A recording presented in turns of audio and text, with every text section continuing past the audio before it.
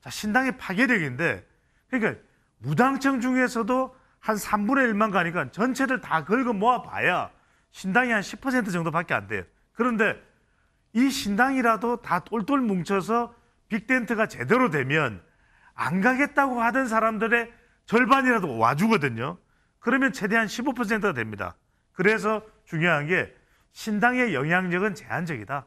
만약에 신당의 흐름이 이준석 신당 중심으로 흘러갈 경우에는 영남에서 국민의힘에도 상당한 타격을 줄 가능성을 배제할 수가 없습니다. 왜냐하면 보수 성향을 가진 영남 지역의 유권자들이 이준석 신당도 보수 정당일 수 있고 보수의 미래일 수 있다라고 하는 인식을 갖게 된다고 한다면 주변에 많은 해설가들이 이미지를 그렇게 소모하면 안 된다?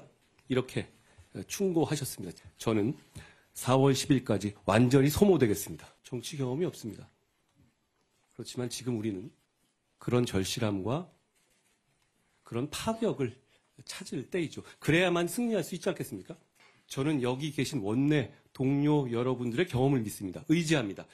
이번 선거는 정권에 대한 중간 평가이자 권력에 대한 심판 선거입니다.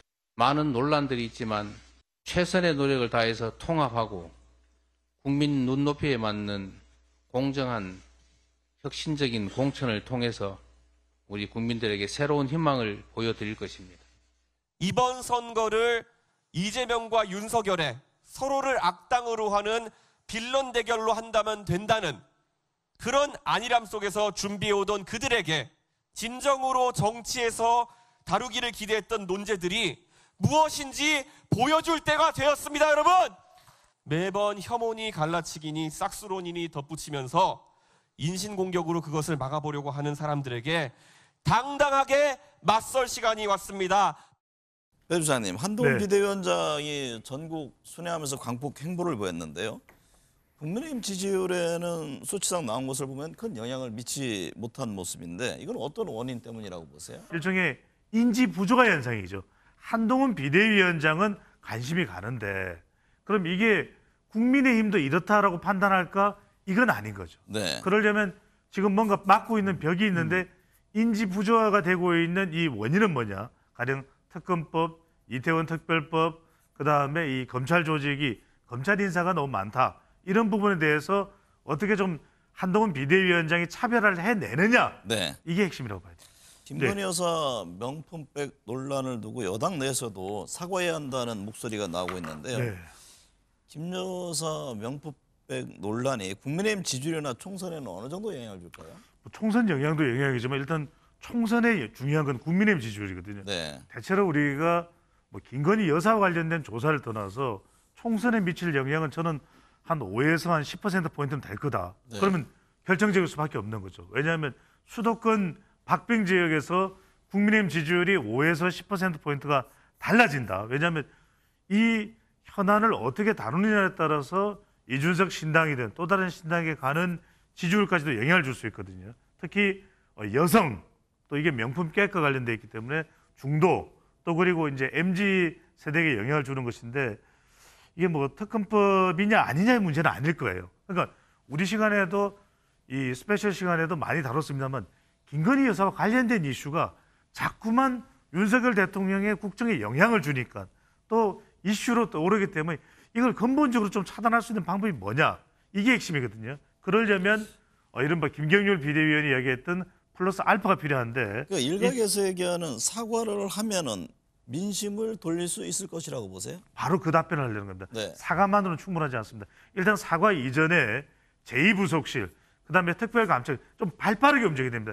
발빠르게 움직이면서 전폭적으로, 파격적으로 움직이고 여기 이제 플러스 사과가 들어야 될 거고 이 사과는 이제 일각에서는 김건희 여사의 사과냐, 윤석열 대통령의 동반 사과냐 이야기하는데 가령 이제 동반 사과를 하게 될 경우에 그 영향력은 그 효과는 더 크다고 볼 수 있는데 또 하나 들어가야 되는 게 뭐냐면 근본적으로 총선 이후에도 앞으로 이 김건희 여사와 관련된 이 이슈가 국정에는 영향을 주지 않는다는 재발 방지 각오 여기까지 들어가면 플러스 알파 플러스 베타까지 되는 거죠. 네. 이재명 대표 지역구의 원희룡 전 장관이 출마 의사를 다지고 있는데 네. 인천 계양을 민심은 어떻게 나타나고 있습니까? 뭐 인천 계양을 지금 이제 2명의 후보를 놓고 여론조사가 이루어진 것은 이제 찾아보기 좀 어려운 상황입니다. 네. 하지만 이 인천 계양을 지역 같은 경우는 전통적으로 이제 야당세가 높은 지역이라고 할 수 있겠습니다. 지난 이재명 대표가 나왔던 보궐선거에서는 이재명 대표가 55%를 얻었었고 지금 국민의힘의 윤형선 후보 같은 경우는 44.7%를 얻었던 것이거든요. 네. 그 전에는 이제 총선에서 송영길 전 대표가 나왔는데 58% 득표를 했던 곳이니까 워낙 사실은 진보세 또는 야당세가 높은 지역입니다. 그러나 이제 원희룡 전 장관이 상당한 이제 지명도가 있는 인물이기 때문에 아마도 이제 출마가 이 대진표가 형성이 된다면 아직 확정적이지 않습니다만은 전국에서 가장 주목받는 지역구가 될 가능성이 이제 높은데요.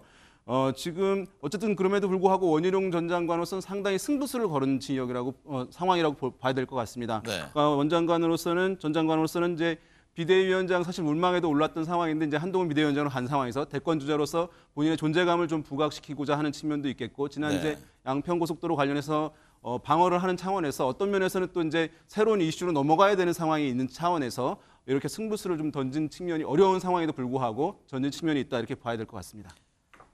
갤럽 조사를 보면 그 무당층이 26%, 일부 여론조사에서는 뭐 30%대까지 나타납니다. 근데 최근에 또 이 무당층이 신당 쪽으로 확 쏠리는 여론조사 결과도 나왔었잖아요. 그러니까 무당층이 새로운 신당이 있을 테고, 그다음에 뭐 기존의 국민의힘, 민주당 이렇게 향해지는 분포도는 어떻게 예상해 볼 수 있을까요? 3분의 1 법칙을 생각하시면 됩니다. 네. 자, 약 30%가 3분의 1입니까? 그렇죠.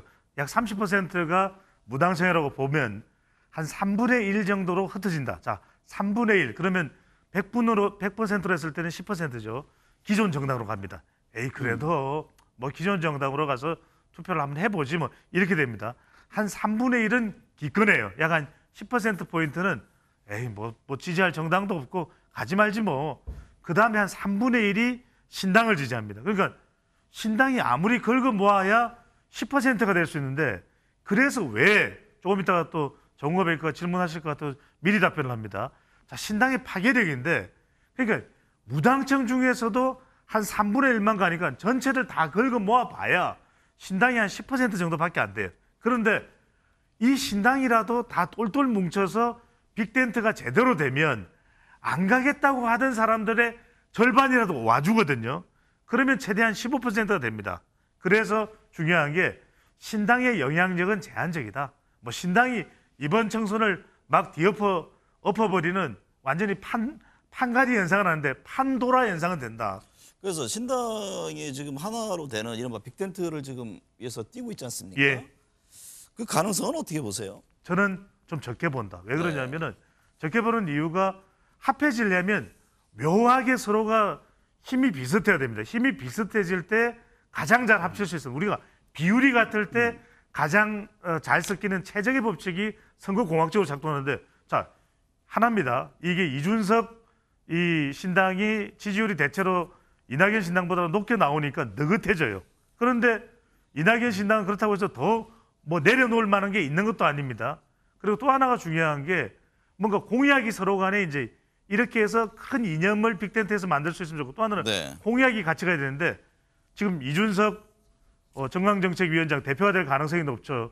이 정당에. 그런데 뭘 발표했습니까? 무임승차 폐지 제도를 했습니다. 이것에 대해서 지금 원칙과 상식이나 지금 이낙연 신당 쪽에서 난리예요. 네. 뭐 하는 거냐 도대체. 여기다 대한노인회에서는 폐륜정당, 망나니짓, 와도 안 만날 거다. 이렇게 되는 상황이면 두 정당이 공약을 합할 수가 없어요. 네. 마지막으로는 뭐냐면 힘이 비슷해야 된다고 그랬잖아요. 이준석 신당은 지지율은 높은데 현역이 없어. 원칙과 상식과 미래대연합과 새로운 미래는 세력은 좀 그래도 이 조직력은 좀 있어 보이는데 현역은 있는데 지지율은 낮아. 이런 것도 못 합쳐져요. 어쨌든 뭐 지역구 후보도 내겠다는 그런 의지들이 굉장히 강하잖아요. 네.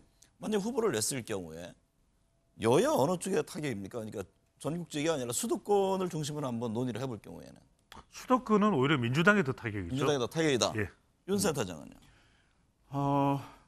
제가 봤을 때는 이제 수도권에서 말씀하신 대로 정권 심판 정서로 이제 야당이 우세에 있을 가능성이 있다는 점에서 네. 신당 존재 출현 자체만으로 이제 야당에겐 다소간 손해를 발생할 상황이라고 할 수 있겠고요. 네. 다만 지역에 따라서 다르게 보일 텐데요. 만약에 신당의 흐름이 이준석 신당 중심으로 흘러갈 경우에는 영남에서 국민의힘에도 상당한 타격을 줄 가능성을 배제할 수가 없습니다. 왜냐하면 보수 성향을 가진 영남 지역의 유권자들이 이준석 신당도 보수 정당일 수 있고 보수의 미래일 수 있다라고 하는 인식을 갖게 된다고 한다면 내가 반대편에 있는 정당을 뽑는 것으로부터 나올 수 있는 부담감을 줄이고 우리 넓게 봤을 때 우리 편이기 때문에 투표하는데 어려움이 좀 없을 수 있거든요. 그럴 경우에는 영남 지역에서는 국민의힘에도 타격이 있을 가능성이 일정 부분 있다 보겠습니다.